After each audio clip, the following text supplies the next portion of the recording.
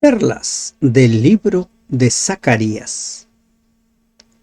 El plan de salvación fue revelada en el Edén, cuando Adán y Eva habían caído en pecado. Allí en el Edén se reveló el plan de salvación de modo general. A lo largo de los años, de los siglos, Dios fue revelando detalles de ese plan de salvación. Cuando Dios pidió a Moisés que edificara un santuario, un tabernáculo, y le indicó en qué consistirían los sacrificios, en qué consistirían las fiestas ceremoniales, por medio de ello también anunciaba el plan de salvación.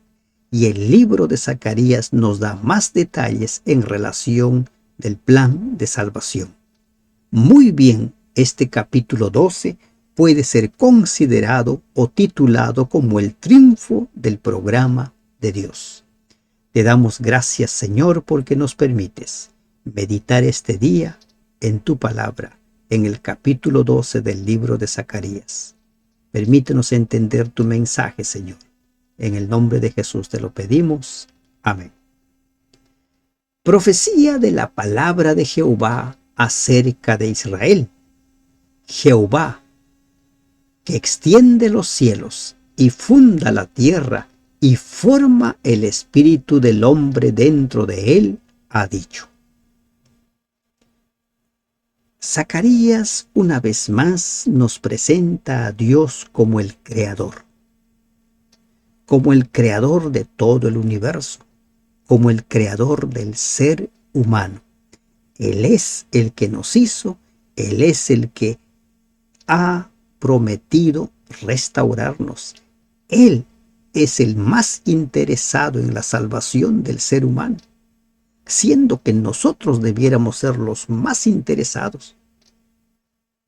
En estos 14 versículos vamos a encontrar 6 veces la palabra en aquel día. 6 veces. He aquí, yo pongo a Jerusalén por copa, que hará temblar a todos los pueblos de alrededor contra Judá, en el sitio contra Jerusalén. ¿Quién va a hacer esto? El que extiende los cielos y funda la tierra, el que forma el espíritu del hombre dentro de él. ¿Y cómo lo formó, recuerdan ustedes? Con un soplo. Él, el creador, el que hizo todo el universo, está interesado y anuncia que va a restaurar a su pueblo, va a restaurar a Jerusalén. He aquí, dice, yo pongo a Jerusalén por copa que hará temblar a los pueblos. Un mensaje, un anuncio similar encontramos nosotros en Isaías capítulo 51, versículo 17. Isaías 51, 17 dice: Despierta, despierta, levántate, oh Jerusalén, que bebiste de la mano de Jehová el cáliz de su ira, porque el cáliz de aturdimiento bebiste hasta los sedimentos. Despierta, despiértate. ¿Y por qué debía despertar?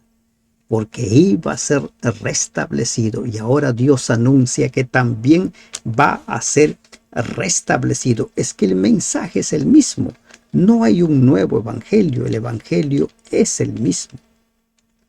Jeremías también habla acerca de este gran acontecimiento en el capítulo 25, versículos del 15 al 18, la copa de la ira para las naciones. Porque así ha dicho Jehová, Dios de Israel: toma de mi mano la copa del vino de este furor, y da a beber de él a todas las naciones, a los cuales yo te envío. ¿Qué va a suceder con los enemigos de Dios? Van a ser derrotados. ¿Qué va a suceder con los enemigos del pueblo de Dios? Van a ser derrotados. Él es el que te creó y es el que está interesado en tu salvación. En aquel día yo pondré a Jerusalén por piedra pesada. a todos los pueblos. Todos los que se la cargaren serán despedazados. Bien que todas las naciones de la tierra se juntarán contra ella. Jerusalén sería como una roca demasiado pesada para ser levantada y sin duda una roca capaz de destruir, capaz de terminar con sus enemigos. Este versículo me lleva a mí particularmente a Mateo 21, 44. ¿Qué dice Mateo 21, 44?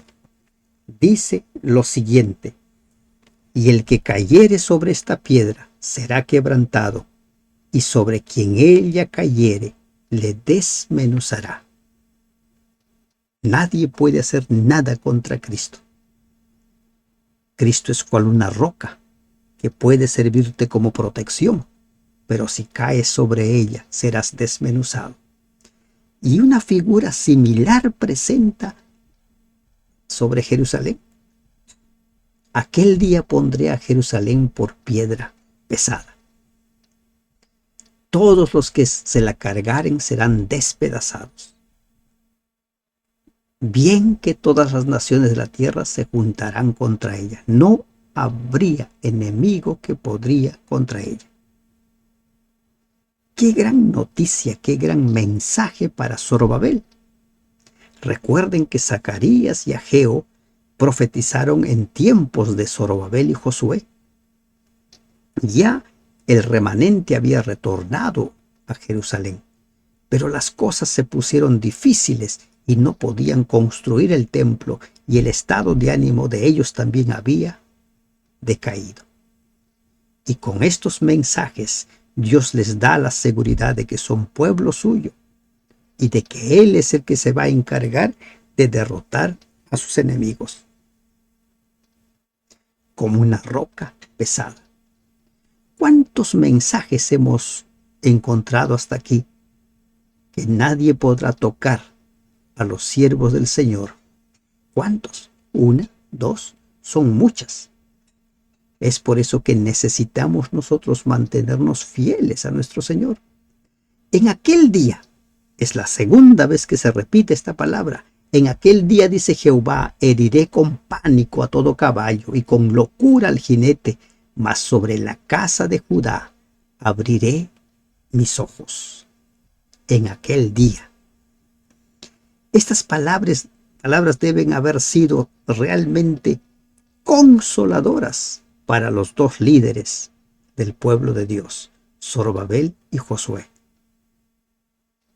El futuro parecía oscuro, el enemigo parecía poderoso, pero no podrían detener el plan de Dios.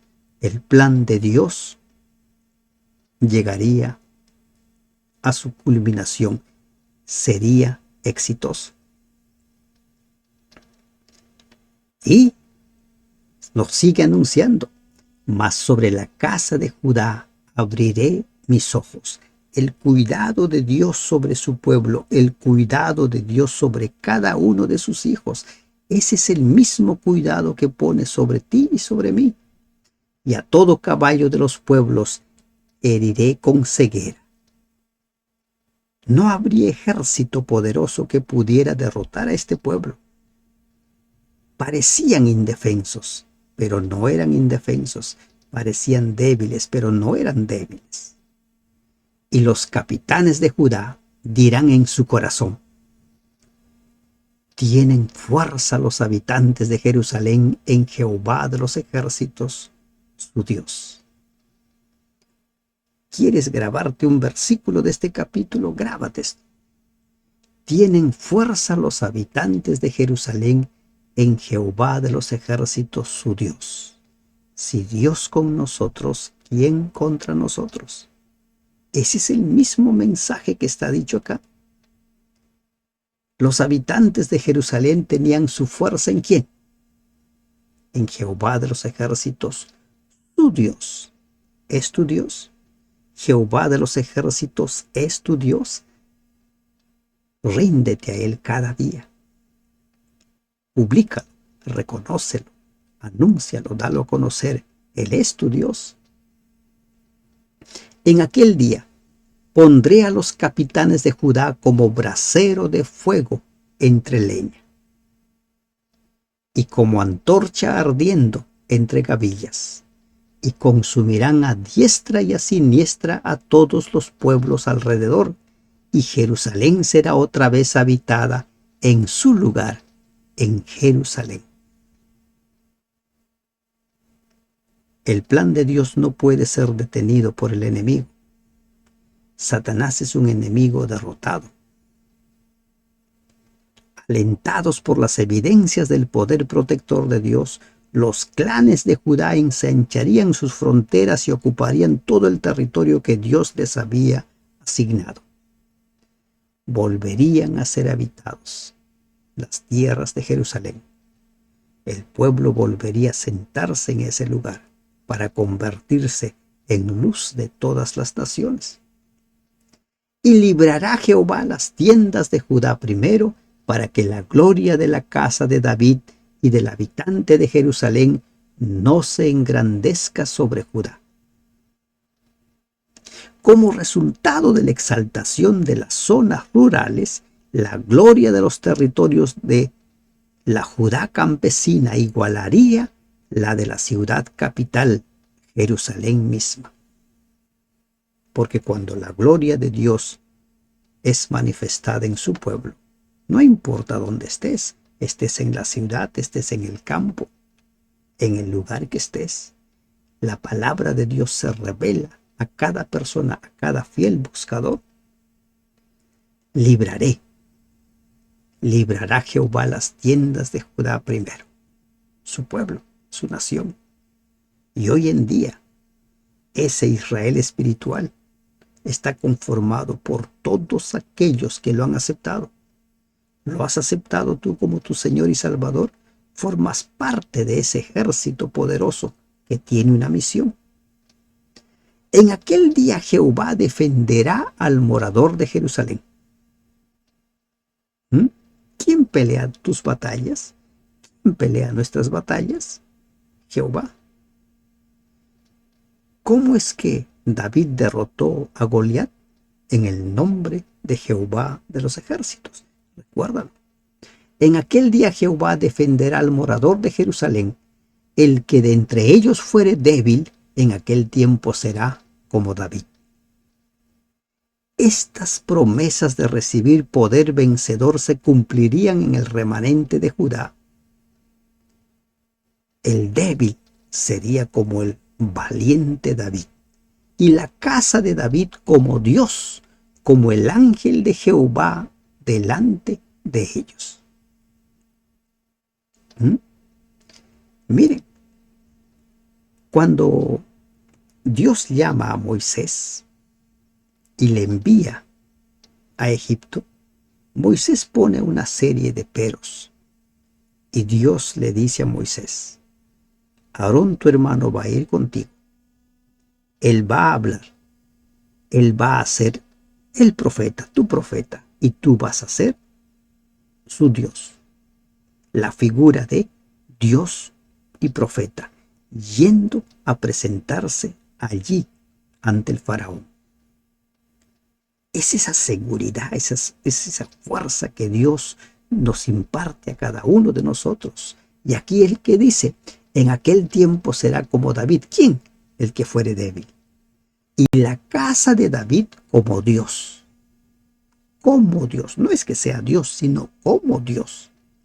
Como el ángel de Jehová delante de ellos. El ángel de Jehová guió a su pueblo durante los 40 años en forma de columna de fuego y columna de nube. Siempre el ángel de Jehová va adelante y sigue queriendo ir delante de su pueblo, pero eso va a depender de cada uno de nosotros. Recuerden que cada día debemos aceptarlo, cada día. No es suficiente que tú digas: cuando me bauticé lo acepté. Cada día renovamos nuestro pacto con Él. Y en aquel día yo procuraré destruir a todas las naciones que vinieren contra Jerusalén. ¿Quién va a destruir al enemigo? ¿Los habitantes de Jerusalén? ¿Zorobabel y su ejército? No. Recuerden lo que Dios le anunció a Zorobabel en la visión de los candelabros de los olivos. No con fuerza, no con ejército, sino con mi espíritu. Es Dios el que derrota a nuestros enemigos. En aquel día, una vez más encontramos esta declaración en aquel día. Es la quinta vez que se repite en aquel día. Yo procuraré destruir a todos sus enemigos. Dios es quien pelea tus batallas. Dios es quien va a derrotar a tus enemigos por más poderosos que puedan parecer. Él es. Y derramaré sobre la casa de David y sobre los moradores de Jerusalén espíritu de gracia y espíritu de oración. Dice, derramaré espíritu de gracia y espíritu de oración. La predicción acerca del derramamiento de un espíritu de gracia y de oración ha sido entendida de muchas formas. La expresión espíritu de gracia podría interpretarse con el significado de un espíritu que busca un favor. Si este es el significado, entonces la segunda expresión, espíritu de oración, está básicamente superpuesta a la primera y la frase podría expresarse de la siguiente manera. Un espíritu que busca un favor, es decir, un espíritu que pide un favor. En aquel día. Pero ¿para qué confundirnos tanto? La palabra es sencilla de entender. Derramaré sobre la casa de David y sobre los moradores de Jerusalén el espíritu de gracia y de oración. Dios revelándose en la vida de las personas. Dios manifestándose en el corazón de los verdaderos adoradores, de los que adoran en espíritu y en verdad. Y mirarán a mí, a quien traspasaron. ¿Qué encontramos en este anuncio? Dice, y mirarán a mí, a quien traspasaron. A quien rechazaron. A quien dieron la espalda. Pero este pasaje es aplicado por el evangelista Juan el apóstol, en el Evangelio de Juan, capítulo 19, versículo 37, es aplicado a Jesús. Cuando Jesús fue atravesado con una lanza por un soldado para cerciorarse de que estaba muerto. Y Juan dice, también allí se cumplió otra profecía. Y mirarán a mí, a quien traspasaron. ¿Qué estamos encontrando nosotros hasta aquí en el libro de Jeremías? Si bien Jeremías fue escrito para alentar, para impulsar a los moradores de Jerusalén, los que habían retornado del exilio, para que reconstruyan o construyan el templo, también Zacarías nos va presentando. ¿Qué es lo que nos va presentando Zacarías? Más detalles sobre el plan de salvación. Ya nos anunció en el capítulo 9 la entrada triunfal. Y ahora nos anuncia que él sería traspasado. Y esos anuncios se cumplieron, tal como Jeremías lo había anunciado, se cumplieron. Y las que aún no se han cumplido, se van a cumplir.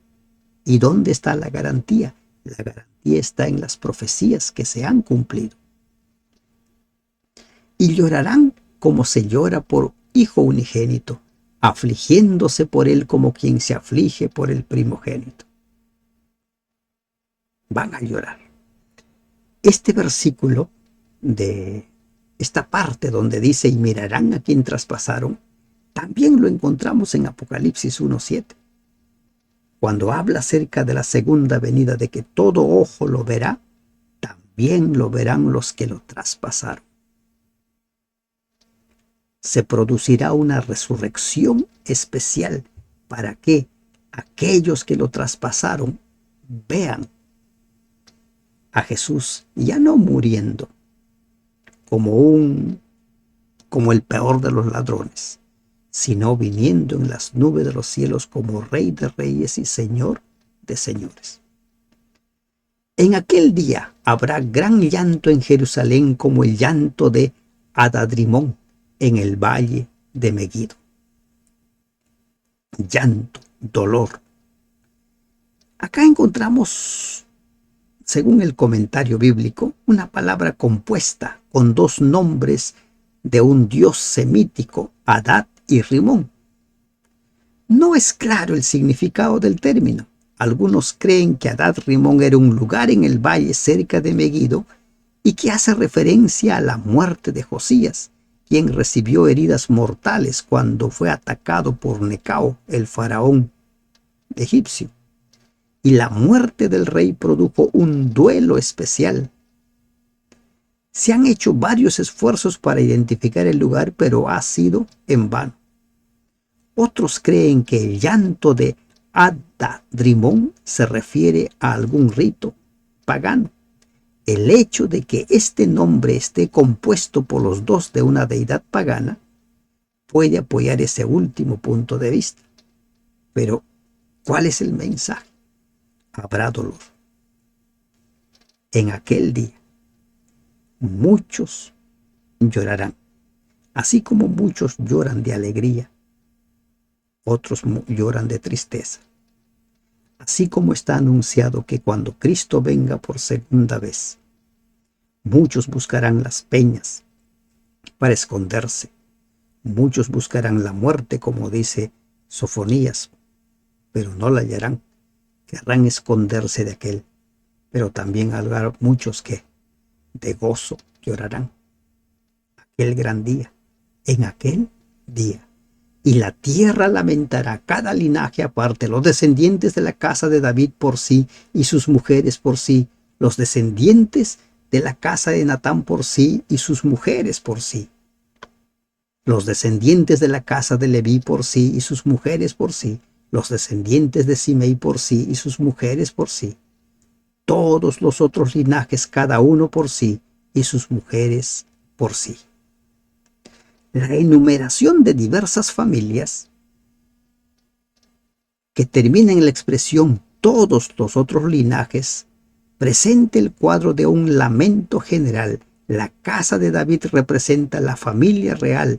Natán era hijo de David, la casa de David, y se va mencionando a todos. Los levitas representan a los dirigentes espirituales acerca de la familia de Simei. Todos harían lamentación por sí, todos. ¿Y cuál es el mensaje aquí para nosotros? Es tiempo, como en el día de la expiación, es tiempo de hacer cuentas con nuestro Dios, sentir dolor por nuestro pecado. Es tiempo de buscar al Señor. El plan de Dios va a triunfar. Los enemigos poderosos van a ser derrotados. El pueblo de Dios se convertirá en un pueblo invencible porque Dios es quien pelea sus batallas. Pero debemos nosotros, con espíritu contrito, confesar nuestros pecados. Debemos llorar, debemos mostrar ese corazón contrito ante nuestro Señor, un corazón de arrepentimiento. El plan de Dios se va a realizar. El reino de Dios se va a establecer. Nada se va a interponer. Pero de que tú y yo formemos parte de ello, depende de lo que hagamos ahora. Depende que estemos a cuentas con nuestro Señor. Que Dios te bendiga. Amén.